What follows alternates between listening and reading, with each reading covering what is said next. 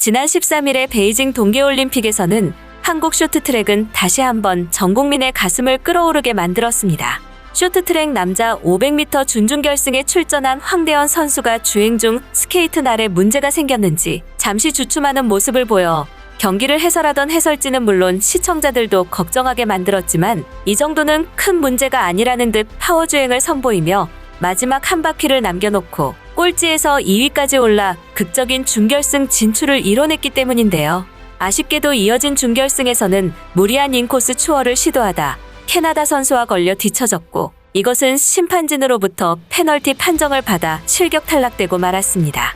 하지만 황대현 선수는 경기가 끝난 직후 자신과 부딪혔던 스티븐 디부아에게 다가가 어깨를 토닥이며 사과하는 훈훈한 모습도 보여 생방송을 시청하던 모두의 가슴을 따뜻하게 했죠. 스티븐 디부아는 특히 며칠 전 열렸던 1500m 경기에서 금메달을 획득한 황대현 선수 엉덩이만 보고 따라가다 생애 첫 올림픽 메달을 획득했다며 뜰듯이 기뻐하던 선수였기에 당시 상황은 더욱 훈훈해졌습니다. 이에 반면 같은 경기에서 중국의 우다징 선수는 다시 한번 주행 도중 스티븐 디부아에게 나쁜 손을 시전하여 모두의 기대를 저버리지 않았습니다. 경기 결과 황대현 선수와 함께 달렸던 헝가리의 리우 샤오왕, 카자흐스탄의 아브잘 아즈갈리에프, 캐나다의 스티븐 디부아는 모두 결승 진출에 성공했지만 중국의 우다징은 결국 떨어지고 말아 해당 경기를 유심히 지켜보던 캐나다의 언론은 한국의 황대현은 페널티를 받았지만 명예를 챙겼고 중국의 우다징은 굴욕을 당했지만 실속도 챙기지 못했다며 고소하다는 분위기입니다. 황대현 선수는 아쉽게 결승 진출에는 성공하지 못했지만 극악의 빙판 조건 속에서 스케이트 날에 이상이 생기는 자체 핸디캡을 지닌 채 실력과 인성 모두를 증명해 주었기에 그를 향한 국내 네티즌들의 박수 소리는 그치지 않고 있습니다. 한편 남자 500m 준결승 경기가 끝난 후에는 고지어 여자 계주 3000m 결승전이 이어졌는데요.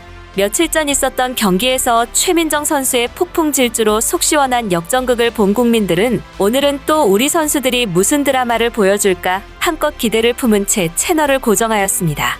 실제로 경기가 시작된 직후인 26바퀴가 남은 시점 다른 국가 선수들은 뒷주자에게 바통을 터치했지만 최민정 선수는 반 바퀴를 더 질주하는 뜻밖의 전략을 보여주어 해설진들도 놀라게 만들었습니다. 3000m라는 것이 결코 짧은 거리가 아닌지라 모든 선수들은 체력 분배를 가장 우선시합니다.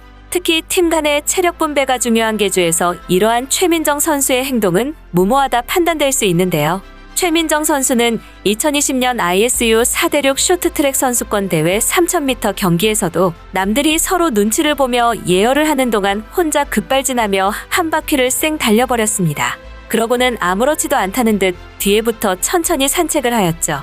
그런데 체력적으로 또 괜찮다고 생각했는지 최민정 선수는 다시 한번 질주했고 또 한 바퀴, 총 2바퀴나 앞서버리는 기괴한 상황을 만들어버렸는데요.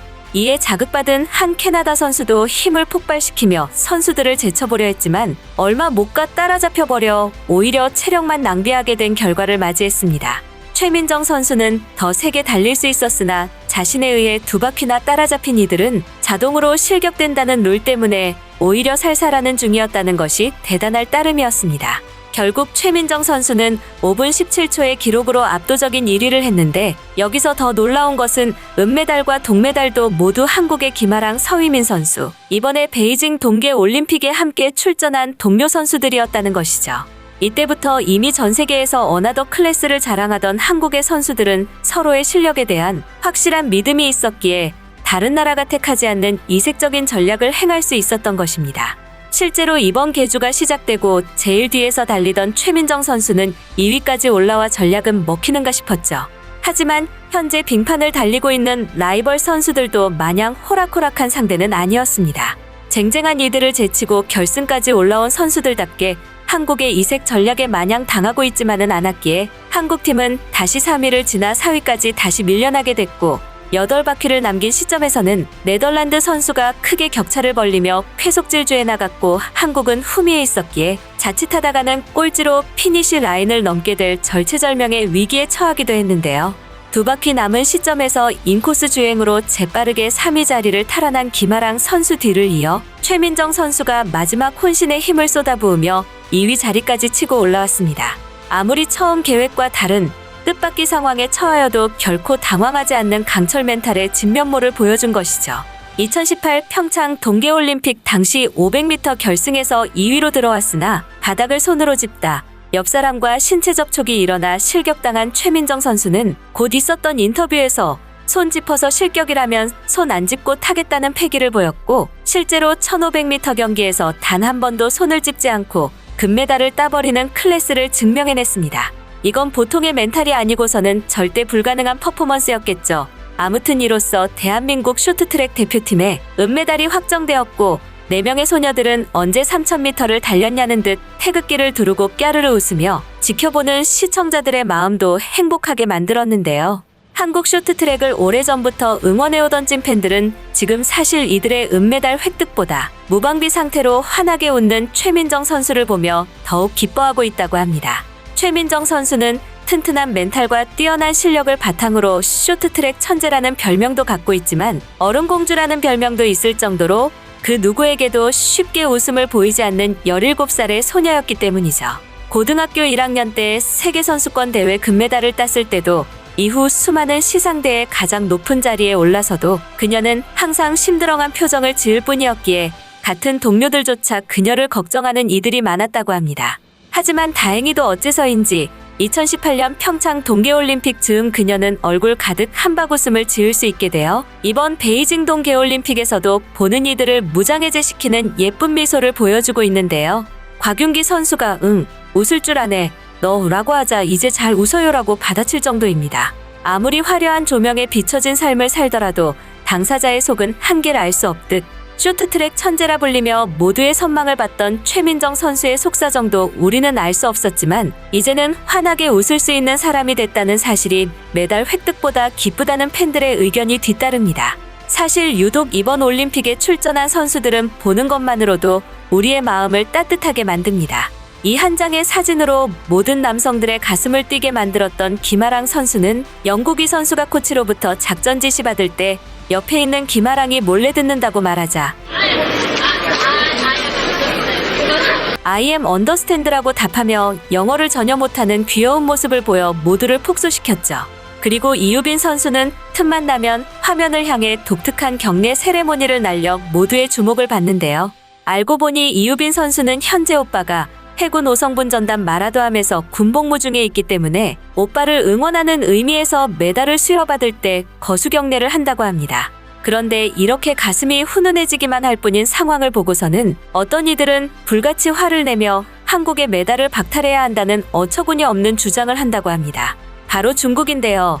중국은 3000m 여자 계주 결승전에서 한국의 뒤를 이은 3위를 하였습니다. 동메달도 충분히 값진 성과라고 할 수 있지만 그들의 욕심은 가히 양심이 없는 수준입니다. 현재 중국의 네티즌들은 한국 이유빈 선수의 거수경례 세레모니를 보고서는 명백히 정치적 입장을 나타내는 제스처라고 지적을 하고 있습니다.